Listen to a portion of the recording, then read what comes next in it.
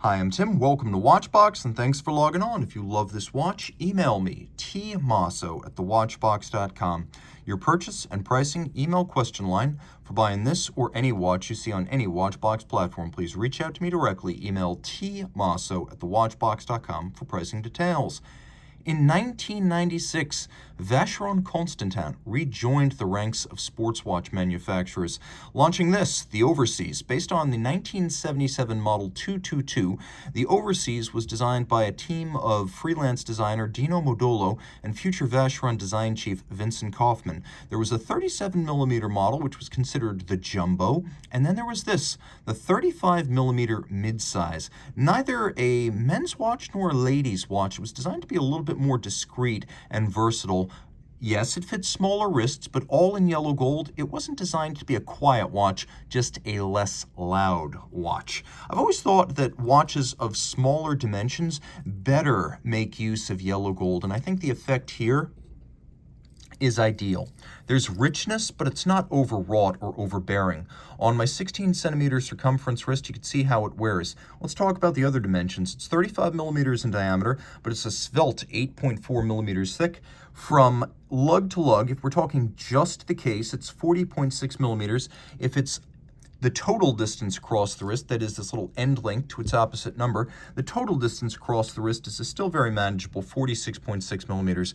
My wrist of 16cm circumference wears this one well. Yellow gold is best used on smaller watches and vintage watches, and this one wears its bold gold with impeccable manners. Its smaller size and thin case gives it an elegance. It has a stately, regal demeanor rather than ostentatious opulence, and I could recommend it for a wrist as small as 13.5cm circumference. Taking a quick look at the bracelet, the first generation Overseas bracelet was, by a mile, the most intricately finished. You could see how many facets and contrasting finishes there are on these links. You could see that there are two channels, one flanking each side of the center links, with polished inner faces to the outer links and polished outer faces to the inner links. The links are also staggered, and best practices followed. Here we have removable links fixed by screws, plus you can see there's a little half link in there for fine sizing. We have a double deployant clasp with a double locking system. So you close one side, and close the other.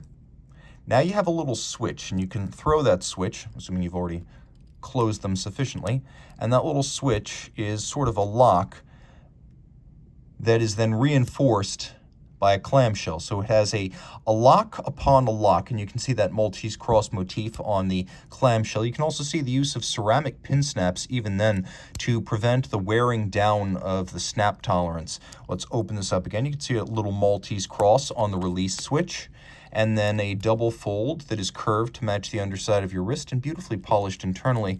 The underside of this yellow brick road bracelet is full black polished. I apologize for my fingerprints, but bare hands keep a sure grip.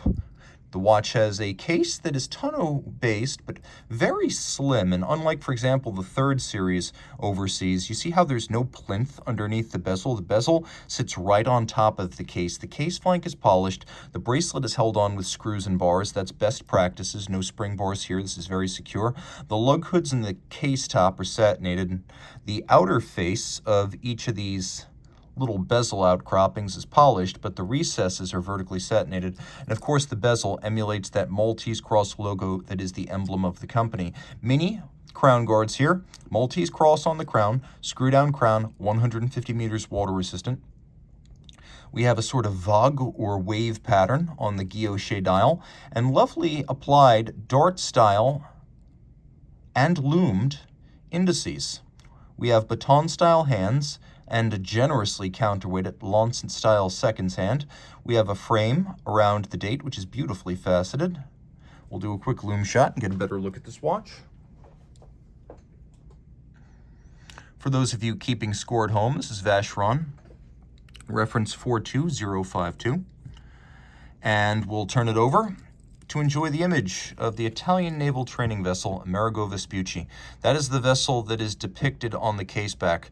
We have multiple finishes on the reverse side. You can see We have transverse satination on the case back, circular satination on the inner case back, that is the bolt-fixed case back. We have that Maltese cross motif again. We have a radial satin finish, like a lapping machine would lay down on the chaptering surrounding the vessel. Then we have a chiseled base, polished waves, and a polished chip. It is very impressive. That is a lot of contrasting finish.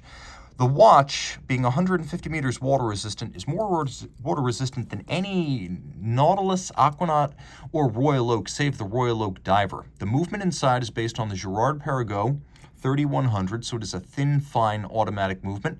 It is a unidirectional winder with a 46-hour power reserve, stop seconds, a quick set date.